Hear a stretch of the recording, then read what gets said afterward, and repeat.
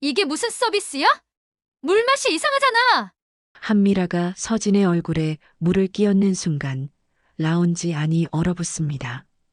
영숙의 눈에 불꽃이 일어나며 벌떡 일어서자 모든 시선이 그녀에게 집중됩니다. 잠깐만요. 영숙의 외침이 라운지를 가르며 68세 할머니의 당당한 모습에 사람들이 숨을 죽입니다.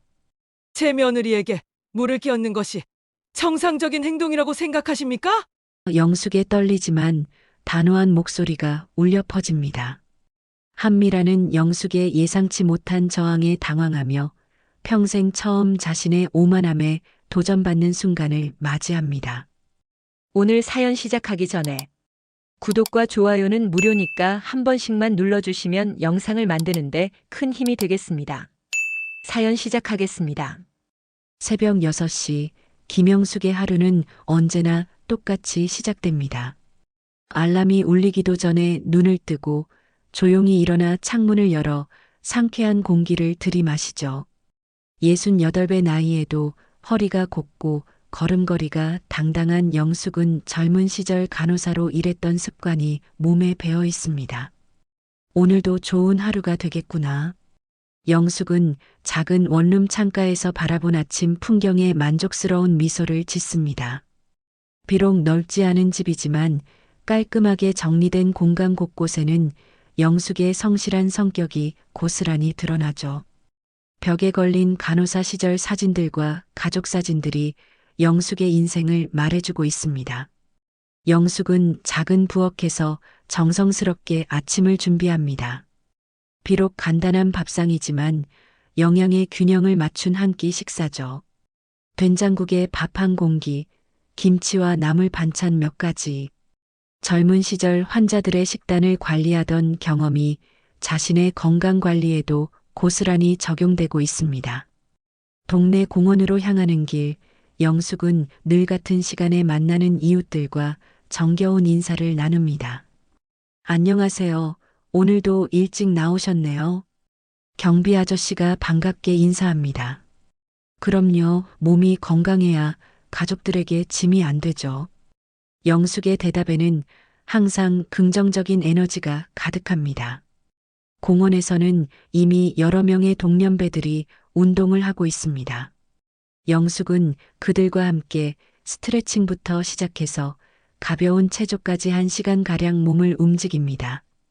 영숙 씨는 정말 건강하시네요. 나이가 몇 살이셨죠? 68이요. 그런데 마음은 아직 30대 같아요. 영숙의 유쾌한 대답에 주변 사람들이 웃음을 터뜨립니다. 운동을 마친 후 영숙은 동네 작은 반찬 가게로 발걸음을 옮깁니다. 김 사장 아주머니가 반갑게 맞아주죠. 영숙 언니 고마워요. 덕분에 가게가 훨씬 깔끔해졌어요. 모려 제가 더 고맙죠. 이렇게 일할 수 있게 해주셔서요. 영숙에게 이 작은 일자리는 단순히 돈을 버는 것 이상의 의미입니다.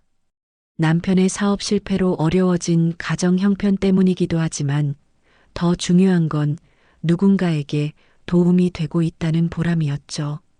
하루에 4시간씩 김치를 정리하고 반찬을 포장하며 손님들을 응대하는 일. 비록 작은 일이지만 영숙은 이 일에 자부심을 가지고 있습니다. 영숙 언니가 오신 후로 단골 손님들이 늘었어요. 친절하시고 정성스럽게 해주시니까 손님들이 좋아하시더라고요. 사장 아주머니의 칭찬에 영숙은 뿌듯해합니다. 젊은 시절 병원에서 환자들과 보호자들을 따뜻하게 돌봤던 그 마음가짐이 지금도 변하지 않았던 것이죠. 점심시간이 되자 반찬 가게는 손님들로 북적거립니다. 영숙은 능숙하게 주문을 받고 포장을 해주며 바쁜 시간을 보냅니다. 할머니, 이 김치 언제 담그셨어요? 정말 맛있겠네요. 어제 막 담근 거예요. 신선하니까 드셔보세요. 영숙의 친근한 응대에 손님들은 더 많은 반찬을 사가곤 합니다. 오후 2시쯤 며느리 박서진에게서 전화가 걸려옵니다. 어머니, 안녕하세요. 혹시 이번 주에 시간 되시면 저희 백화점에 한번 오세요. 특별 행사도 있고 어머니께 구경시켜드리고 싶어요. 서진의 목소리에는 평소와 다른 설렘이 담겨 있었습니다. 결혼 초기부터 시어머니에게 늘 조심스럽고 예의 바르게 대해온 서진이지만 오늘은 왠지 더 밝아 보입니다. VIP 라운지에서 일하는 제 모습도 보여드리고 싶고 어머니께서 좋아하실 만한 것들도 많거든요. 그래, 좋다. 간만에 내가 일하는 모습도 보고 쇼핑도 좀 하자. 영숙의 대답에 서진이 기뻐하는 소리가 들립니다. 정말요? 어머니가 오시면 제가 특별히 맛있는 차도 준비해 드릴게요. 그리고 어머니 취향에 맞는 옷도 몇 벌 골라 드릴게요. 전화를 끊고 나서 영숙은 잠시 생각에 잠깁니다. 며느리가 백화점 VIP 라운지에서 일한 지도 벌써 1년이 넘었죠. 처음엔 걱정이 많았습니다. 화려한 백화점이라는 곳에서 온갖 까다로운 손님들을 상대해야 하는 서진이 과연 잘 버틸 수 있을까 하고 말이에요. 하지만 서진은 생각보다 강했습니다. 늘 웃는 얼굴로 집에 돌아와 재미있는 에피소드들을 들려주곤 했죠. 어머니, 오늘 한 할머니가 저에게 손녀같이 예쁘다고 하시면서 사탕을 주셨어요. 어떤 아주머니는 제가 타는 커피가 너무 맛있다고 매일 찾아오셔요. 그런 이야기를 들을 때마다 영숙은 며느리가 자랑스러웠습니다. 자신도 젊은 시절 병원에서 환자들과 보호자들을 상대하며 비슷한 경험을 했던 터라 서진의 마음을 충분히 이해할 수 있었죠. 사람을 상대하는 일이 얼마나 힘든지, 그리고 그 안에서 느끼는 보람이 얼마나 큰지를 말입니다. 퇴근 시간이 되어 집으로 돌아가는 길, 영숙은 마음이 들뜹니다. 오랜만에 며느리와 함께 시간을 보내고 서진이 일하는 모습도 직접 볼 수 있을 테니까요. 게다가 평소 구경만 했던 고급 백화점도 구경할 수 있고 말입니다. 저녁 식사를 준비하며 영숙은 이번 주 백화점 방문 계획을 세웁니다. 어떤 옷을 입고 갈지, 서진에게 뭘 사줄지 생각하니 마음이 따뜻해집니다. 드디어 백화점을 방문하는 날이 왔습니다. 영숙은 평소보다 일찍 일어나 정성스럽게 몸단장을 합니다. 오래되었지만 단정한 검은색 블라우스에 회색 치마, 그리고 가장 좋은 구두를 신었죠. 거울 앞에서 자신을 바라보며 영숙은 만족스러운 미소를 짓습니다. 오늘은 며느리 자랑하는 날이구나. 백화점에 도착한 영숙은 그 웅장함에 잠시 압도됩니다. 높은 천장과 화려한 샹들리에, 그리고 곳곳에 진열된 명품들. 평소 동네 마트나 재래시장에서만 쇼핑하던 영숙에게는 마치 다른 세상 같았죠. 와, 정말 대단하구나. 우리 서진이가 이런 곳에서 일하고 있다니. 엘리베이터를 타고 VIP 라운지가 있는 층으로 올라가는 동안 영숙의 마음은 설렘과 긴장이 교차합니다. 과연 자신이 이런 고급스러운 곳에 어울릴까 하는 걱정도 들었지만 며느리를 보러 온다는 생각에 용기를 냅니다. VIP 라운지에 들어서자 영숙은 그 고급스러운 분위기에 다시 한번 놀랍니다. 부드러운 클래식 음악이 흐르고 향긋한 커피 향이 공간을 가득 채우고 있죠. 가죽 소파들이 품격 있게 배치되어 있고 벽면에는 고급스러운 그림들이 걸려 있습니다. 아, 정말 멋지구나. 이런 곳에서 우리 서진이가 일하다니. 그때 멀리서 서진의 모습이 보입니다. 깔끔한 유니폼을 입고 고객들에게 정중하게 인사하며 차를 서빙하는 모습이 정말 프로페셔널해 보이죠. 영숙은 가슴이 뿌듯해집니다. 자신의 며느리가 이렇게 당당하고 우아하게 일하고 있다니 말입니다. 어머니, 서진이 영숙을 발견하고 밝은 미소로 다가옵니다. 오셨군요. 정말 기뻐요. 이쪽으로 오세요. 가장 좋은 자리에 앉으시게 해드릴게요. 서진의 목소리에는 시어머니를 자랑하고 싶은 마음이 가득 담겨 있었습니다. 영숙은 서진이 안내하는 창가 쪽 소파에 앉습니다. 와, 여기서 보는 풍경이 정말 좋구나. 서진아, 내가 이런 멋진 곳에서 일하다니 정말 자랑스럽다. 감사해요, 어머니. 제가 특별히 준비한 차 가져다 드릴게요. 서진이 차를 준비하는 동안 영숙은 주변을 둘러봅니다. 다른 VIP 고객들의 모습이 눈에 들어오죠. 명품 옷을 입고 귀중한 액세서리를 착용한 여성들, 그리고 그들을 정중하게 응대하는 직원들. 영숙은 이 모든 것이 신기하면서도 한편으로는 위축되는 기분을 느낍니다. 어머니, 저희 라운지 특별 블렌드 차예요. 맛이 어떠신지 말씀해 주세요. 서진이 정성스럽게 우린 차를 가져다 줍니다. 영숙은 한 모금 마시고 감탄합니다. 아, 정말 향이 좋구나. 이런 좋은 차는 처음 마셔보는 것 같아. 그때 라운지 한쪽에서 목소리가 높아지는 소리가 들립니다. 한 여성 고객이 뭔가 불만스러워하며 직원과 이야기하고 있는 모습이 보이죠. 영숙은 자연스럽게 그쪽으로 시선을 돌립니다. 저분은 뭘 그렇게 화내고 계시는 거지? 서진의 표정이 순간 굳어집니다. 아, 저분은 한미라 씨라고 하시는데 가끔 그러세요. 별것 아닌 일로도 화를 많이 내시거든요. 서진의 목소리에는 작은 떨림이 섞여 있었습니다. 한미라는 40대 초반으로 보이는 여성으로 머리부터 발끝까지 명품으로 치장한 모습입니다.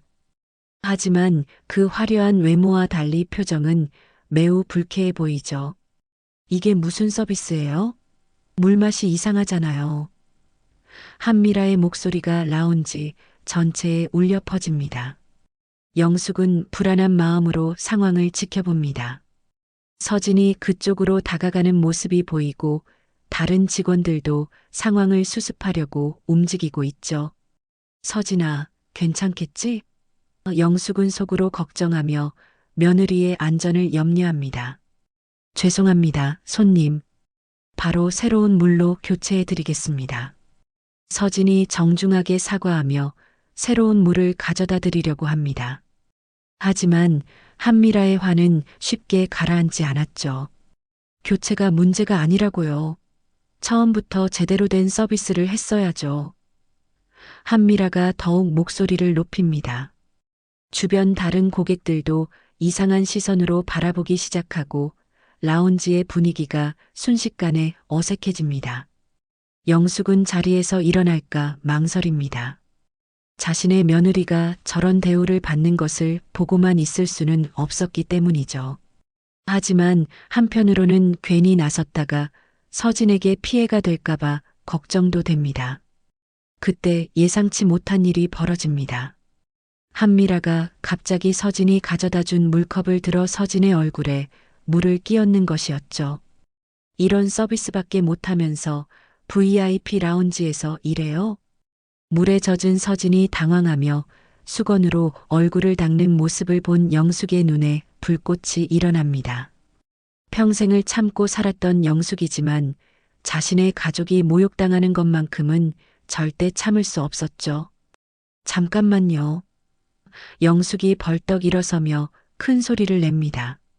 라운지 안의 모든 시선이 영숙에게 집중되고 서진은 깜짝 놀란 표정으로 시어머니를 바라봅니다. 한미라도 갑작스러운 상황에 잠시 멈칫하죠. 영숙의 가슴은 분노로 빠르게 뛰고 있었습니다. 젊은 시절 병원에서 불의를 보면 참지 못했던 그 성격이 다시 살아나는 순간이었죠. 지금 이 순간 영숙에게는 며느리를 보호해야 한다는 생각밖에 없었습니다. 영숙이 일어서자 라운지 안에 모든 시선이 집중됩니다. 한미라는 갑작스럽게 끼어든 영숙을 위아래로 훑어보며 비웃는 듯한 표정을 짓죠. 뭐예요, 이 할머니는? 여기가 어딘 줄 알고 함부로 소리를 지르세요? 함부로라고 했습니까? 영숙의 목소리는 떨리지만 단호합니다. 제 며느리에게 물을 끼얹는 것이 정상적인 행동이라고 생각하십니까? 영숙은 천천히 한미라 쪽으로 걸어갑니다. 젊은 시절 응급실에서 단련된 그 침착함이 되살아나고 있었죠. 서진은 당황한 채로 영숙의 팔을 잡습니다. 어머니, 괜찮아요. 그냥 넘어가요. 하지만 영숙의 결심은 이미 굳어진 상태였습니다. 평생을 환자들을 돌보며 살아온 영숙에게 약자를 괴롭히는 행위는 절대 용납할 수 없는 일이었죠. 한미라는 영숙의 당당한 태도에 오히려 더 화가 납니다. 아, 네. 그 직원분 어머니시군요. 그럼 더 잘 아시겠네요. 딸이 일을 얼마나 못하는지 말이에요. 한미라의 말에는 독이 가득했습니다. 일을 못한다고요? 영숙은 한 걸음 더 다가섭니다. 제 며느리가 어떻게 일을 못한다는 겁니까? 방금 전까지 정중하게 사과하고 새로운 물을 가져다 드리려고 했는데 말입니다. 백화점 다른 직원들이 상황을 수습하려고 다가옵니다. 손님들, 진정하시고 조용히 이야기해 주시겠습니까? 하지만 한미라는 직원들의 만류도 무시하고 계속 목소리를 높입니다. 아, 이제 할머니까지 나서서 변명하시는군요. 이런 가족이니까 교육도 그 수준이겠죠. 한미라의 말에 영숙의 얼굴이 붉어집니다. 자신을 모욕하는 것은 참을 수 있어도 가족 전체를 모독하는 것은 도저히 견딜 수 없었죠. 지금 뭐라고 하셨습니까? 영숙의 목소리가 낮아집니다. 화가 날 때 더욱 차분해지는 영숙의 성격이 드러나는 순간이죠. 가족 교육이 어쩐다고 하셨습니까? 한미라는 영숙의 진지한 표정에도 불구하고 계속 조롱합니다. 사실대로 말한 것뿐이에요. 이런 곳에서 일하려면 그에 맞는 수준이 있어야 하는 거 아닌가요? 근데 보니까 집안 전체가 그 수준이네요. 영숙은 주먹을 꽉 쥡니다. 젊은 시절 병원에서 환자의 생명을 구하기 위해 밤낮 없이 뛰어다니던 그 손이 지금은 분노로 떨리고 있었죠. 제 며느리에게 당장 사과하시오. 사과? 한미라가 큰 소리로 웃습니다. 제가 왜 사과를 해야 하죠? 여기는 VIP 라운지고 저는 VIP 고객이에요. 서비스가 마음에 안 들면 불만을 표현할 권리가 있다고요. 백화점 매니저가 급히 달려옵니다. 무슨 일이십니까? 손님들, 다른 고객분들께 피해가 되고 있으니 조용히 해주시기 바랍니다. 하지만 상황은 이미 돌이킬 수 없는 지경에 이르렀죠. 영숙은 매니저를 향해 말합니다. 이분이 제 며느리에게 물을 끼얹고 모욕적인 말을 했습니다. 이런 행위가 VIP라는 이름으로 정당화될 수 있습니까? 영숙의 목소리는 떨리지만 논리적이었습니다. 매니저는 난처한 표정을 짓습니다. 한미라는 백화점의 중요한 VIP 고객 중 한 명이었고 이런 상황에서 어떻게 처리해야 할지 고민이 되었죠. 손님, 일단 양쪽 모두 진정하시고. 진정하라고요? 영숙이 매니저를 바라봅니다. 제 며느리가 당한 모욕에 대해서는 어떻게 해결하실 겁니까? 그냥 넘어가라고 하실 건가요? 한미라는 이 상황을 즐기고 있는 듯 했습니다. 맞아요, 매니저님. 이런 사람들 때문에 다른 VIP 고객들이 불편해하고 있어요. 빨리 조치를 취해주세요. 한미라의 말에는 자신의 지위를 내세우는 오만함이 가득했습니다. 영숙은 서진을 바라봅니다. 며느리의 눈에는 눈물이 고여 있었고 다른 직원들도 어쩔 줄 몰라 하고 있었죠. 이 순간 영숙은 깨달았습니다. 이곳에서는 돈과 지위가 모든 것을 좌우한다는 것을 말입니다. 그렇게 나오시겠다는 거군요. 영숙이 한미라를 똑바로 바라봅니다. 좋습니다. 그럼 제대로 한번 해보죠. 영숙의 목소리에는 굳은 결의가 담겨 있었습니다. 매니저가 다시 만류하려고 합니다. 손님, 제발 조용히 해주세요. 이렇게 되면 보안팀을 부를 수밖에 없습니다.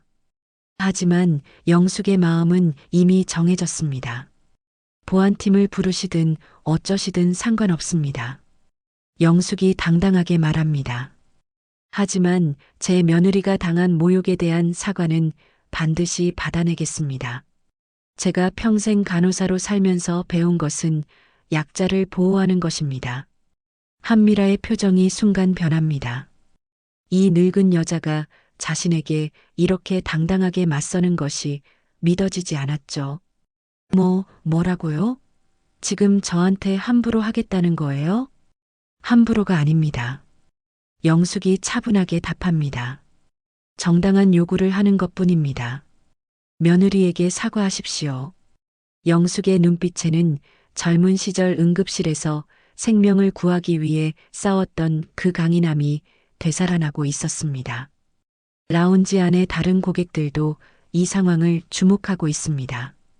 어떤 이들은 영숙을 응원하는 듯한 눈빛을 보내고 어떤 이들은 불편해하는 표정을 짓죠. 하지만 영숙에게는 그런 것들이 중요하지 않았습니다. 지금 이 순간 며느리의 존엄성을 지키는 것이 가장 중요한 일이었으니까요. 라운지 안의 긴장감이 극에 달하는 순간 보안팀이 도착합니다. 무슨 일입니까? 보안 책임자가 상황을 파악하려고 하지만 한미라가 먼저 나섭니다. 이 할머니가 저에게 협박을 하고 있어요. 빨리 조치해 주세요. 영숙은 보안팀을 보고도 전혀 위축되지 않습니다. 협박이라고요? 제가 언제 협박을 했습니까? 단지 제 며느리에게 사과를 요구한 것뿐입니다. 영숙의 목소리는 떨리지 않았습니다. 젊은 시절 응급실에서 온갖 위기 상황을 헤쳐나간 경험이 지금 이 순간에도 영숙을 지탱해주고 있었죠. 매니저는 양쪽을 달래려고 노력합니다. 손님들, 이렇게 되면 다른 고객분들께 피해가 됩니다. 조용한 곳에서 이야기하시는 게 어떨까요? 하지만 한미라는 단호하게 거절합니다. 아니에요. 이런 사람은 여기서 나가야 해요. 서진은 눈물을 참으며 영숙의 팔을 잡습니다. 어머니, 제발 그만해요. 저는 괜찮으니까 이제 그만 가요. 서진의 목소리에는 절망감이 섞여 있었습니다. 시어머니가 자신을 위해 이렇게까지 해주는 것이 고맙지만 동시에 일자리를 잃을 수도 있다는 불안감이 엄습했죠. 영숙은 며느리의 손을 꼭 잡습니다. 서진아, 괜찮다고? 내가 당한 모욕이 괜찮다는 거니? 내가 평생 간호사로 살면서 배운 건 약한 사람을 보호하는 거야. 지금 내가 내 곁에 있으니까 걱정하지 마라. 한미라는 영숙의 말을 듣고 더욱 비웃습니다. 간호사요? 아, 그래서 이렇게 나서는군요. 하지만 여기는 병원이 아니에요. 여기는 고급 백화점이고 저는 VIP 고객이라고요. 한미라의 말에는 자신의 지위에 대한 확신이 가득했습니다. 보안 책임자가 영숙에게 다가옵니다. 할머니, 진정하시고 조용히 나가주시겠습니까? 이렇게 소란을 피우시면 안 됩니다. 하지만 영숙은 한 발자국도 물러서지 않습니다. 저는 소란을 피우는 게 아닙니다. 정당한 요구를 하는 것뿐이에요. 그때 다른 VIP 고객 한 분이 조용히 말합니다. 저도 봤는데 그 여자분이 직원에게 물을 끼얹는 것을 봤어요. 그건 너무했다고 생각해요. 하지만 매니저는 이 말을 들은 척도 하지 않습니다. 한미라의 영향력을 잘 알고 있었기 때문이죠. 한미라는 다른 고객의 말에 당황하지만 곧 태세를 바꿉니다. 그건 서비스가 너무 형편없어서 그런 거예요. 제가 얼마나 많은 돈을 이 백화점에서 쓰는지 아세요? 한미라는 자신의 소비력을 내세우며 상황을 모면하려고 합니다. 영숙은 한미라의 말을 듣고 붕괴합니다. 돈이면 다 된다고 생각하십니까? 돈이 있다고 해서 다른 사람을 모욕할 권리까지 생기는 건 아니에요. 영숙의 목소리에는 오랜 세월 쌓인 인생의 지혜가 담겨 있었습니다. 매니저는 결국 결정을 내립니다. 죄송하지만 소란을 피우시는 분께서는 나가주셔야겠습니다. 매니저의 시선은 영숙을 향해 있었습니다. 현실적으로 한미라를 내보낼 수는 없었기 때문이죠. 서진이 절망적인 표정으로 말합니다. 매니저님, 제 시어머니세요. 제발 이해해 주세요. 하지만 매니저는 고개를 젓습니다. 미안해요, 서진 씨. 하지만 규정은 규정이에요. 영숙은 이 상황을 지켜보며 깊은 좌절감을 느낍니다. 돈과 권력 앞에서는 정의도 상식도 통하지 않는다는 것을 뼈저리게 느끼는 순간이었죠. 그렇게 나오시겠다는 거군요. 좋습니다. 보안팀이 영숙을 에스코트하려고 다가오자 영숙은 저항합니다. 손대지 마세요. 제가 알아서 나가겠습니다. 하지만 상황은 이미 걷잡을 수 없게 되었고 결국 영숙은 보안팀에 의해 강제로 끌려나가게 됩니다. 어머니, 서진이 울먹이며 따라오려고 하지만 매니저가 막습니다. 서진 씨는 일해야 해요. 이미 충분히 소란을 피웠으니까요. 서진은 시어머니를 바라보며 눈물을 흘립니다. 영숙이 끌려나가는 과정에서 한미라가 마지막으로 독서를 퍼붓습니다. 이런 수준의 사람들이 고급 백화점에 와서 난리를 피우니까 품격이 떨어지는 거예요. 한미라의 말에 영숙의 분노가 폭발합니다. 수준이라고 하셨습니까? 영숙이 한미라를 향해 소리칩니다. 진짜 수준 없는 건 당신이에요. 돈이 있다고 해서 사람을 함부로 대해도 된다고 생각하는 당신 말이에요. 결국 영숙은 백화점에서 완전히 끌려나가고 출입금지 조치까지 받게 됩니다.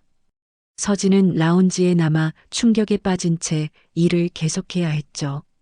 다른 직원들도 어쩔 줄 몰라 하며 라운지의 분위기는 최악이 됩니다. 그날 저녁 집으로 돌아온 서진은 영숙에게 말합니다. 어머니, 저 때문에 이런 일이 생겨서 죄송해요. 그리고 내일부터 출근하지 말라고 하셨어요. 서진의 목소리는 절망으로 가득했습니다. 영숙은 며느리를 꼭 안아줍니다. 서진아, 내 잘못이 아니야. 잘못한 건 그 여자고 그런 사람을 옹호한 백화점이야. 우리는 당당하게 살자. 언젠가는 진실이 밝혀질 거야. 하지만 현실은 냉혹했습니다. 서진은 일자리를 잃었고 영숙은 출입금지 조치를 받았으며 한미라는 아무런 제재도 받지 않았죠. 그날 밤 영숙은 잠들지 못하고 천장을 바라봅니다. 이런 세상이 맞나? 정의는 어디에 있는 거지? 영숙의 마음속에는 복수심이 타오르기 시작했습니다. 평생을 착하게 살아온 영숙이지만 이번만큼은 그냥 넘어갈 수 없었죠. 한미라라는 여자 반드시 무릎 꿇리고야 말겠어. 며칠이 지났지만 영숙의 분노는 쉽게 가라앉지 않았습니다. 서진은 갑작스럽게 일자리를 잃은 충격에서 헤어나지 못하고 있었죠. 매일 아침 일어나서도 갈 곳이 없어진 며느리의 모습을 보며 영숙의 마음은 더욱 무거워집니다. 어머니, 저 때문에 이런 일이 생겨서 정말 죄송해요. 서진이 식탁에 앉아 고개를 숙인 채 말합니다. 다른 곳에 이력서라도 넣어봐야겠어요. 하지만 서진의 목소리에는 자신감이 전혀 없었습니다. 영숙은 며느리의 손을 잡으며 다독입니다. 서진아, 내 잘못이 아니라고 했잖니. 그 여자가 잘못한 거야. 우리가 당당하게 살아야 해. 하지만 영숙 자신도 속으로는 분노가 치밀어 오르고 있었습니다. 그날 오후 영숙은 혼자 백화점 근처를 서성거립니다. 출입금지 조치를 받았지만 그 한미라라는 여자가 어떤 사람인지 더 알아보고 싶었죠. 분명히 저런 사람에게는 약점이 있을 거야. 영숙은 백화점 직원 출입구 근처에서 서진의 동료였던 직원들을 기다립니다. 퇴근 시간이 되자 익숙한 얼굴이 나타나죠. 혜진 씨. 영숙이 서진과 친했던 동료를 부릅니다. 어머니, 어떻게 여기에? 혜진은 놀란 표정을 짓습니다. 서진 언니는 어떻게 지내세요? 정말 억울한 일이었어요. 혜진의 목소리에는 동료에 대한 걱정이 가득했습니다. 혜진 씨, 한미라라는 여자에 대해 좀 더 알려줄 수 있어요? 영숙이 조심스럽게 묻습니다. 혜진은 주변을 둘러보고 작은 목소리로 말합니다. 여기서는 안 되고 다른 곳에서 이야기해요. 근처 작은 카페에서 혜진은 영숙에게 한미라에 대한 이야기를 들려줍니다. 그분은 정말 유명해요.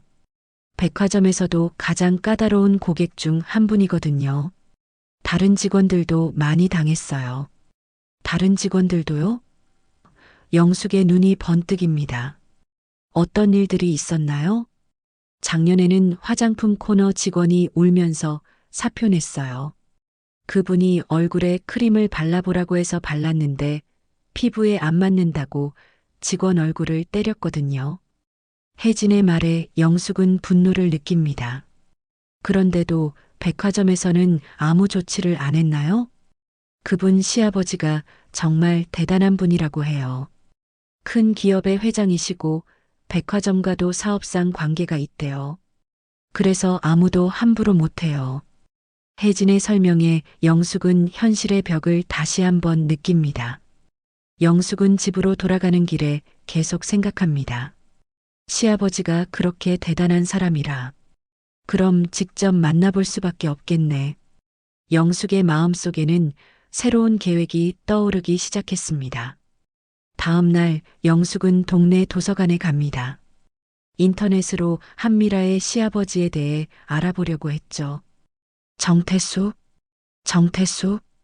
영숙은 검색을 해보지만 흔한 이름이라 쉽게 찾기 어려웠습니다. 그때 우연히 백화점 주차장에서 한미라를 다시 목격하게 됩니다.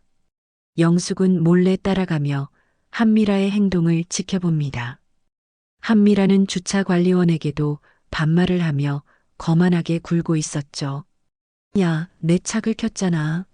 이게 뭐야? 한미라가 주차 관리원에게 소리를 지릅니다. 하지만 차에는 흠집 하나 없어 보였습니다. 죄송합니다, 손님. 다시 한번 확인해 보겠습니다. 확인이 아니라 책임져야 하는 거 아니야? 내가 누군지 알아? 한미라의 목소리가 주차장 전체에 울려 퍼집니다. 영숙은 이 모습을 보며 분노가 치밀어 오릅니다. 영숙은 참을 수 없어서 다가갑니다. 또 그러고 계시는군요. 한미라는 영숙을 보고 깜짝 놀랍니다. 당신, 그때 그 할머니잖아. 여기 출입금지 당한 거 아니야? 주차장까지 출입금지는 아니죠. 영숙이 당당하게 대답합니다. 그런데 또 무고한 사람을 괴롭히고 계시는군요. 주차관리원은 상황이 복잡해지자 당황합니다. 무고하다고? 내 차에 흠집을 낸 게 무고해? 한미라가 영숙에게 소리칩니다. 영숙은 차를 자세히 살펴보고 말합니다. 어디에 흠집이 있다는 거죠? 저는 아무것도 안 보이는데요. 한미라는 말문이 막힙니다. 실제로 차에는 아무런 흠집이 없었기 때문이죠. 그건 아주 작은 흠집이라서. 한미라의 목소리가 작아집니다. 작은 흠집이요? 영숙이 냉소적으로 웃습니다. 그럼 저한테도 보여주세요. 제가 간호사로 일할 때 아주 작은 상처까지도 놓치지 않고 봤거든요. 주차 관리원도 용기를 얻어 말합니다. 손님, 정말 흠집이 어디에 있는지 모르겠습니다. 한미라는 이제 완전히 궁지에 몰린 상황이 되었죠. 그때 보안팀이 나타납니다. 무슨 일입니까? 한미라는 재빨리 상황을 바꿉니다. 이 할머니가 또 저를 괴롭히고 있어요. 출입금지 당한 사람이 여기 있어도 되는 거예요? 영숙은 보안팀을 보고도 당당합니다. 저는 공공장소인 주차장에 있을 뿐입니다. 그리고 이분이 무고한 직원을 괴롭히는 것을 막으려고 했을 뿐이에요. 보안팀장은 한미라의 눈치를 보며 말합니다. 할머니, 그래도 여기서 나가주시는 게 좋겠습니다. 영숙은 분개하지만 더 이상 버틸 수는 없었습니다. 좋습니다. 나가겠습니다. 영숙은 한미라를 똑바로 쳐다보며 말합니다. 하지만 언젠가는 당신의 진짜 모습이 드러날 거예요. 한미라는 영숙의 말에 순간 불안한 표정을 짓습니다. 영숙이 주차장을 나서며 마지막으로 보안팀에게 말합니다. 여러분도 잘 보셨죠? 저 여자가 어떤 사람인지 말입니다. 보안팀원들은 아무 말도 하지 못했지만 그들의 표정에서 영숙의 말에 공감한다는 것을 알 수 있었습니다. 집으로 돌아온 영숙은 더욱 확고한 결심을 합니다. 이제 정말로 그 여자의 시아버지를 찾아야겠어. 분명히 방법이 있을 거야. 영숙은 며칠간 한미라의 시아버지에 대한 정보를 찾기 위해 노력했지만 별다른 성과가 없었습니다. 그러던 어느 날 집 정리를 하다가 오래된 상자에서 예전 신문 스크랩들을 발견하게 됩니다. 간호사 시절 자신이 관련된 기사들을 모아둔 것이었죠. 이런 것들이 아직 있었구나. 영숙은 추억에 잠기며 하나씩 넘겨봅니다. 그 중에는 25년 전 교통사고 현장에서 생명을 구한 일에 대한 기사도 있었죠. 간호사의 신속한 응급처치로 목숨 구한 시민이라는 제목의 기사였습니다. 기사를 읽던 영숙의 눈이 커집니다. 사진 속 사고 당사자의 이름이 정태수였던 것입니다. 정태수? 설마. 영숙은 기사를 다시 자세히 읽어봅니다. 사진 속 남성의 얼굴이 희미하게나마 기억에 남아 있었죠. 맞다. 이 사람이야. 영숙의 가슴이 빠르게 뛰기 시작합니다. 25년 전 그날이 생생하게 떠오릅니다. 퇴근길에 목격한 끔찍한 교통사고, 피투성이가 된 남성에게 응급처치를 하며 구급차가 올 때까지 생명을 붙잡아둔 일. 기사에는 정태수가 대기업 임원이라고 나와 있었습니다. 그럼 지금쯤이면 영숙은 계산해 봅니다. 25년이 지났으니 회장급이 되었을 수도 있겠다는 생각이 들죠. 혹시 이 사람이 한미라의 시아버지일까? 영숙은 즉시 도서관으로 향합니다. 인터넷으로 정태수에 대해 더 자세히 알아보려고 했죠. 검색 결과 정태수는 현재 대성그룹의 회장으로 있다는 정보가 나옵니다. 대성그룹, 백화점과 관련이 있을 만한 회사야. 더 찾아보니 정태수의 며느리가 한미라라는 사실도 확인할 수 있었습니다. 맞다. 바로 이 사람이야. 영숙은 흥분을 감추지 못합니다. 25년 전 자신이 구해준 그 사람이 한미라의 시아버지였던 것입니다. 영숙은 정태수의 연락처를 찾기 위해 여러 방법을 시도해 봅니다. 대성그룹 본사에 전화를 걸어보기도 하고 예전 병원 동료들에게도 연락해 봅니다.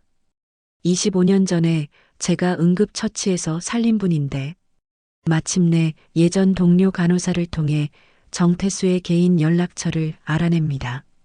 영수가 그분 지금도 가끔 병원에 기부하러 오셔.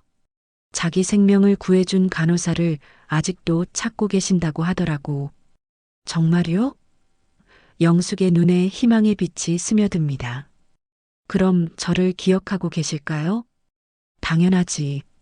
그분이 생명의 은인이라고 늘 얘기하시거든. 전화해봐. 분명히 반가워하실 거야.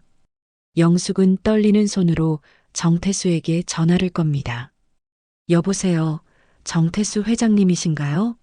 저는 25년 전에 교통사고 현장에서 응급처치를 해드린 간호사입니다. 전화 너머로 정태수의 놀란 목소리가 들립니다. 정말입니까? 혹시 김영숙 간호사님이세요? 정태수는 영숙의 이름을 정확히 기억하고 있었습니다. 네, 맞습니다. 회장님께서 제 이름을 기억하고 계시다니. 영숙의 목소리가 떨립니다. 혹시 시간 되시면 만나뵐 수 있을까요? 중요한 이야기가 있습니다. 물론입니다. 당장이라도 뵙고 싶습니다. 제가 그동안 얼마나 찾았는지 모릅니다. 정태수의 목소리에는 진심 어린 감격이 담겨 있었습니다. 이틀 후, 영숙은 정태수의 개인 사무실을 찾아갑니다. 25년의 세월이 흘렀지만 정태수는 영숙을 단번에 알아봅니다. 정말 김영숙 간호사님이시군요. 그때 모습 그대로예요. 회장님도 많이 변하지 않으셨네요. 영숙은 감회해졌습니다. 25년 전 피투성이가 된 모습과는 달리 지금의 정태수는 품이 있는 신사의 모습이었죠. 정태수는 영숙에게 깊이 고개를 숙입니다. 간호사님 덕분에 제가 살아있습니다. 그날 간호사님이 아니었다면 저는 구급차가 오기 전에 죽었을 거예요. 그때는 당연한 일을 했을 뿐입니다. 영숙이 겸손하게 답합니다. 그런데 오늘 찾아온 이유가 따로 있습니다. 정태수는 진지한 표정으로 영숙의 이야기를 듣습니다. 한미라가 백화점에서 저지른 일들, 서진이 당한 모욕, 그리고 영숙 자신이 겪은 굴욕에 대해 차근차근 설명하죠. 뭐라고요? 정태수의 얼굴이 점점 굳어집니다. 제 며느리가 그런 짓을 했다고요? 정태수는 믿기 어렵다는 표정을 짓지만 영숙의 진지한 모습에서 거짓이 아님을 알 수 있었습니다. 사실 며느리가 평소에도 좀 까다롭다는 것은 알고 있었습니다. 하지만 이 정도일 줄은. 정태수는 깊은 한숨을 쉽니다. 정말 죄송합니다, 간호사님. 영숙은 정태수의 사과에 마음이 움직입니다. 회장님 잘못이 아닙니다. 다만 제 며느리가 일자리를 잃고 상처받은 것이 너무 안타까워서요. 당연히 해결해 드려야죠. 정태수가 단호하게 말합니다. 제 며느리가 저지른 일입니다. 제가 책임지겠습니다. 영숙은 정태수의 약속을 듣고 안도감을 느낍니다. 하지만 동시에 걱정도 됩니다. 혹시 가족 내에서 문제가 되지는 않을까요? 간호사님, 제가 지금까지 살아올 수 있었던 것은 간호사님 덕분입니다. 그런 은인의 가족이 제 며느리 때문에 고생했다는 것을 알고도 가만히 있을 수는 없습니다. 정태수는 영숙에게 약속합니다. 내일 당장 백화점에 가서 이 일을 해결하겠습니다. 그리고 며느리에게는 제대로 된 교육을 시키겠습니다. 영숙은 정태수와 헤어지며 마음이 한결 가벼워집니다. 25년 전의 선행이 이런 식으로 돌아올 줄은 꿈에도 몰랐죠. 역시 세상에는 인과응보라는 것이 있구나. 집으로 돌아가는 길에 영숙은 서진에게 전화를 겁니다. 서진아, 내일 좋은 소식이 있을 거야. 조금만 더 참아라. 서진은 영문을 모르겠지만 시어머니의 확신에 찬 목소리에서 희망을 느낍니다. 그날 밤 영숙은 오랜만에 편안하게 잠들 수 있었습니다. 25년 전 그날의 선택이 오늘을 만들어낸 것에 대해 깊은 감사를 느끼며 말이죠. 다음 날 오후 백화점 VIP 라운지는 평소와 다름없이 고급스러운 분위기를 유지하고 있었습니다. 한미라는 늘 그랬듯이 당당한 걸음으로 라운지에 들어서죠. 오늘도 명품으로 치장한 모습으로 직원들을 내려다보며 자신의 자리에 앉습니다. 오늘 차는 뭘로 준비했어요? 한미라가 새로 배치된 직원에게 건방진 톤으로 묻습니다. 서진이 해고된 후 새로운 직원은 긴장한 채로 답합니다. 오늘은 얼그레이와 다즐링을 준비했습니다. 얼그레이? 그런 흔한 차 말고 더 좋은 걸로 준비해요. 내가 누군지 모르나? 한미라의 목소리가 라운지에 울려 퍼집니다. 다른 고객들도 불편한 시선을 보내지만 한미라는 전혀 신경 쓰지 않았죠. 그때 라운지 입구에서 웅성거리는 소리가 들립니다. 백화점 매니저와 직원들이 누군가를 안내하며 들어오는 모습이 보이죠. 한미라는 별 관심 없이 차를 마시고 있었습니다. 정태수 회장님이 오셨습니다. 매니저의 목소리가 라운지 전체에 퍼지자 한미라의 찻잔이 덜컹거립니다. 시아버지, 왜 여기에? 한미라는 당황한 표정으로 일어섭니다. 정태수는 품격 있는 모습으로 라운지에 들어서며 주변을 둘러봅니다. 그리고 한미라를 발견하고는 차가운 시선을 보내죠. 미라야, 여기 있었구나. 아버지, 어떻게 여기에 오셨어요? 미리 말씀해 주시지. 한미라는 시아버지의 예상치 못한 등장에 당황하며 인사합니다. 하지만 정태수의 표정은 평소와 달리 매우 심각했습니다. 정태수는 한미라 앞에 앉으며 조용히 말합니다. 미라야, 내가 여기서 어떤 일을 저질렀는지 들었다. 한미라의 얼굴이 순식간에 창백해집니다. 무슨 말씀이세요? 아직도 모르겠나? 며칠 전에 직원에게 물을 끼얹고 모욕을 준 일 말이다. 정태수의 목소리는 낮지만 라운지 전체에 들릴 정도로 분명했습니다. 주변 고객들과 직원들의 시선이 모두 집중되죠. 한미라는 변명하려고 합니다. 아버지, 그건 그 직원이 서비스를 너무 못해서. 하지만 정태수는 손을 들어 말을 멈춥니다. 변명은 듣고 싶지 않다. 정태수는 자리에서 일어나며 라운지 안의 모든 사람들을 향해 말합니다. 여러분, 잠시 제 이야기를 들어주시기 바랍니다. 라운지 안이 조용해지고 모든 시선이 정태수에게 집중됩니다. 25년 전 저는 교통사고로 죽을 뻔했습니다. 그때 한 간호사분이 저를 구해주셨죠. 그분이 아니었다면 저는 지금 여기 서 있을 수 없었을 것입니다. 정태수의 목소리는 감정이 담겨 있었습니다. 한미라는 시아버지가 왜 갑자기 이런 이야기를 하는지 이해하지 못합니다. 아버지, 갑자기 왜 그런 옛날 이야기를. 하지만 정태수는 계속해서 말을 이어갑니다. 그 은인이 바로 며칠 전 여기서 제 며느리에게 모욕을 당한 분의 시어머니였습니다. 정태수의 말에 라운지 안이 술렁거립니다. 한미라는 믿을 수 없다는 표정을 짓죠. 설마 그 할머니가. 그렇다. 김영숙 간호사님이다. 내 생명의 은인이신 분이다. 정태수의 목소리가 점점 단호해집니다.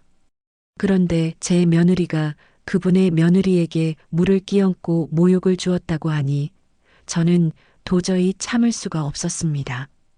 한미라는 이제야 상황의 심각성을 깨닫습니다.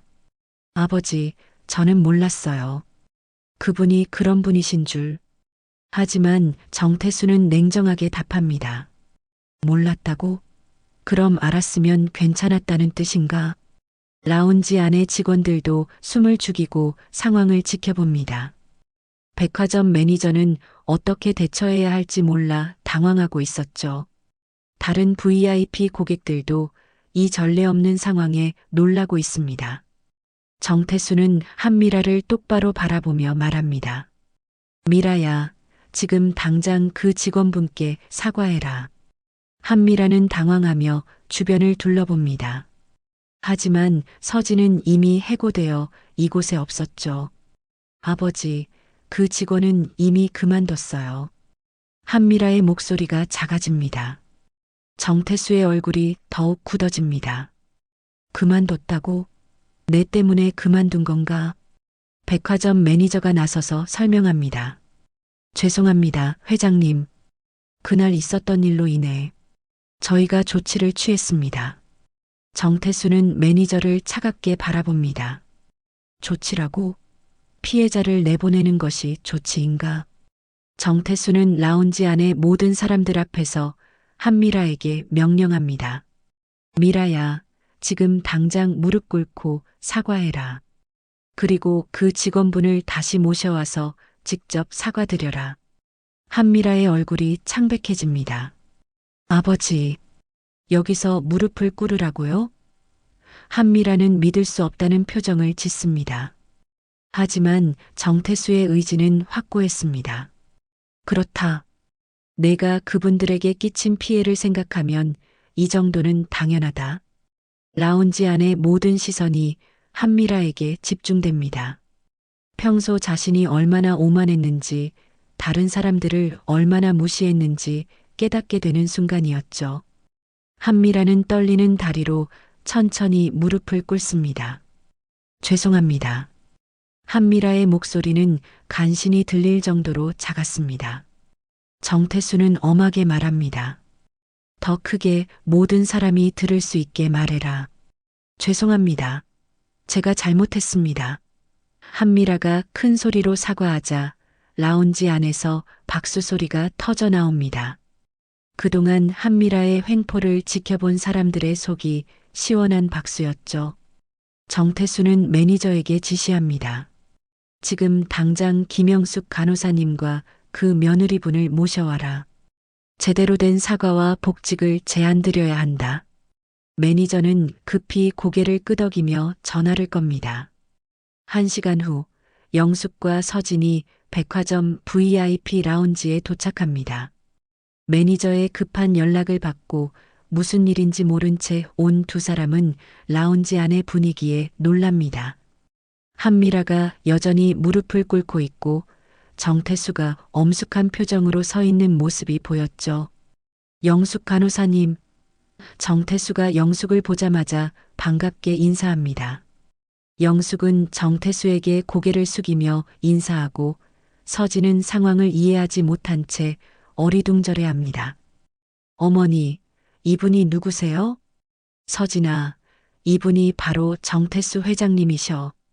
25년 전에 내가 도와드린 분이야. 영숙의 설명에 서진은 깜짝 놀랍니다. 그리고 무릎 꿇고 있는 한미라를 보고는 더욱 당황하죠. 정태수는 한미라에게 지시합니다. 미라야, 이제 제대로 사과해라. 한미라는 떨리는 목소리로 서진에게 말합니다. 죄송합니다. 제가 너무 심하게 했습니다. 용서해 주세요. 서진은 한미라의 사과를 받으며 복잡한 심경입니다. 며칠 전까지만 해도 자신을 모욕하고 물을 끼얹었던 그 사람이 지금은 무릎 꿇고 사과하고 있으니까요. 일어나세요. 이제 됐습니다. 하지만 정태수는 더 엄격합니다. 아직 끝나지 않았다. 미라야, 영숙 간호사님께도 사과드려라. 그리고 앞으로 이런 일이 다시는 없을 것이라고 약속해라. 한미라는 영숙을 향해 깊이 고개를 숙입니다. 간호사님, 정말 죄송합니다. 제가 몰라봤습니다. 앞으로는 절대 이런 일이 없도록 하겠습니다. 영숙은 한미라의 사과를 받으며 마음이 복잡했습니다. 백화점 매니저가 서진에게 다가와 정중하게 말합니다. 서진 씨, 저희가 잘못 판단했습니다.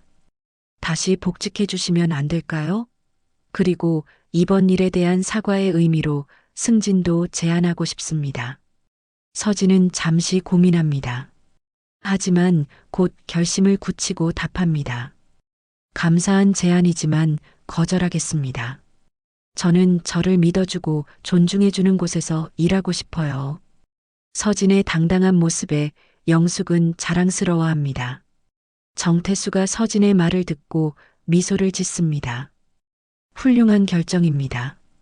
혹시 괜찮으시다면 저희 회사에서 일해보시는 건 어떨까요? 고객 서비스 부서에서 당신 같은 분을 찾고 있었거든요. 서진은 정태수의 제안에 놀라며 영숙을 바라봅니다. 영숙은 며느리를 향해 따뜻한 미소를 보내며 고개를 끄덕입니다. 서진아, 내가 하고 싶은 대로 해라. 어머니는 언제나 내 편이야. 라운지 안에 다른 고객들과 직원들이 박수를 보냅니다. 그동안 한미라의 횡포를 지켜봤던 사람들에게는 통쾌한 순간이었죠. 정의가 승리하는 모습을 직접 목격한 것입니다. 한미라는 무릎에서 일어나며 정태수에게 말합니다. 아버지, 저 정말 반성하고 있어요. 앞으로는 이런 일이 없도록 하겠습니다. 정태수는 엄한 표정으로 답합니다. 말이 아니라 행동으로 보여라. 며칠 후 영숙과 서진은 작은 티하우스를 준비하고 있었습니다. 서진은 정태수의 제안을 받아들여 대성그룹에서 일하기로 했지만 동시에 시어머니와 함께 작은 사업도 시작하기로 한 것이죠. 어머니, 정말 이렇게 해도 될까요? 서진이 걱정스럽게 묻습니다. 영숙은 찻잔을 닦으며 대답합니다. 서진아, 우리가 꿈꿔왔던 일이잖니. 사람들에게 따뜻한 차와 위로를 주는 일 말이야. 티하우스 개업 첫날, 정태수가 첫 손님으로 찾아옵니다. 축하합니다. 정말 아늑하고 좋은 곳이네요. 정태수는 영숙이 직접 우린 차를 마시며 만족스러워합니다. 회장님께서 자주 오셔주시면 저희에게는 큰 힘이 됩니다. 영숙이 정중하게 인사하자 정태수가 웃으며 답합니다. 제가 더 고맙죠. 25년 전 은혜를 이제야 조금 갚는 것 같아서요. 서진은 새로운 직장에서도 인정받으며 일하고 있었습니다. 정태수가 직접 추천한 직원이라는 것도 있었지만 무엇보다 서진의 성실함과 친절함이 동료들에게 좋은 인상을 주었죠. 어느 날 저녁 가족이 함께 저녁 식사를 하는 자리에서 준호가 말합니다. 어머니, 정말 대단하세요. 어떻게 그런 용기를 낼 수 있었어요? 영숙은 아들을 바라보며 미소 짓습니다. 준호야, 용기라는 건 특별한 게 아니야. 옳은 일을 옳다고 말하는 것, 잘못된 일에 맞서는 것. 그게 바로 용기지. 영숙의 말에 서진도 고개를 끄덕입니다. 어머니 덕분에 저도 많이 배웠어요.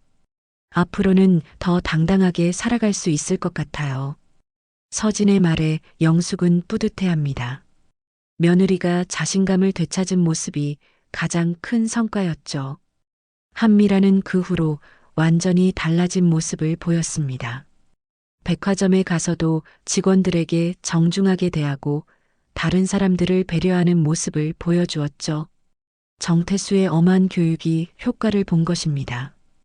어느 따뜻한 오후, 영숙은 티하우스 창가에 앉아 창밖을 바라봅니다. 햇살이 따스하게 내리쬐고 손님들이 편안하게 차를 마시며 대화하는 모습이 평화로워 보였죠. 사람은 누구나 실수할 수 있어.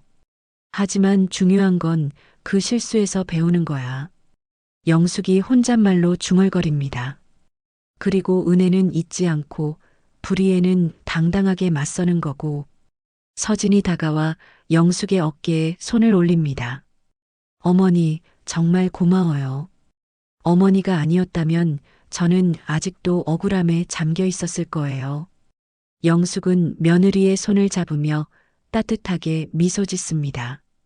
서진아, 우리는 앞으로도 서로 의지하며 살아가자. 힘든 일이 있어도 함께라면 이겨낼 수 있어. 따뜻한 햇살이 두 사람의 얼굴을 비추며 새로운 시작을 축복하는 것 같았습니다. 창밖으로는 사람들이 바쁘게 오가고 있었지만 이 작은 티하우스 안에는 평화와 사랑이 가득했습니다. 영숙은 인생의 황혼기에 찾아온 이 소중한 순간들을 마음에 깊이 새기며 감사한 마음으로 하루를 마무리합니다. 이 사연이 마음에 남는다면 사랑하는 가족과 친구에게 널리 공유해 주세요. 어쩌면 그들의 인생 속에도 같은 이야기가 숨어 있을지 모릅니다. 구독과 좋아요, 그리고 댓글로 함께 마음을 나눠주세요. 지금까지 사연 따라 삼천리였습니다.